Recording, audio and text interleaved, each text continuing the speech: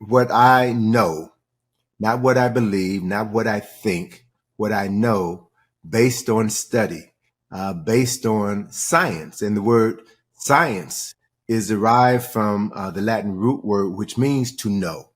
So science is all about the acquisition of knowledge, which expands your capacity to know more and to move through this world successfully. So what I know is that human beings, Homo sapiens sapiens, have lived on this planet at least 300,000 years based on the latest anthropological and archaeological evidence. We know this for a fact. We also know that humanity, Homo sapiens sapiens, began in Northeast Africa. That's already been documented. I've been to Ethiopia. I've seen the bones of Decanish, so-called Lucy. I've seen the bones of Artie, who is the oldest bones of Homo sapiens sapiens known to man. We also know that people in Northeast Africa began walking out of Africa around 60,000 years ago and walked across the land bridge that connected Africa to Asia and began populating Asia. That's a scientifically documented fact.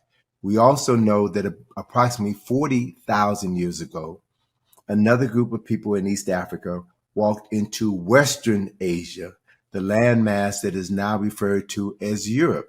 So if you just process those three pieces of information, one, humanity began in Africa 300,000 years ago. Two, Africans began populating Asia 60,000 years ago, which means the first people in Asia were not Asians, but Africans. Three, Africans populated Europe 40,000 years ago, which means that the first people in Europe were not Europeans, but African.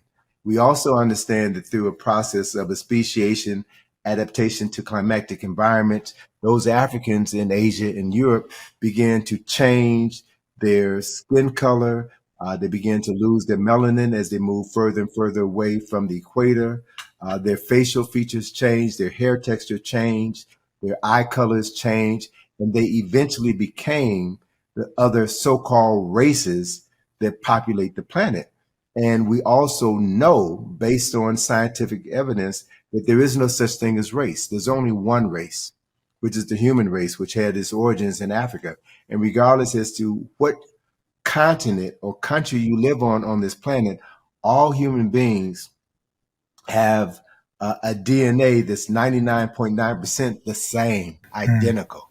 So if you were to strip away, this meat suit that we're wearing and look at our innards, look at our blood, look at our cells, you'll be hard pressed to distinguish one so-called race from another. So race is a false construct that was created by racists in order to separate people into divisions based on color.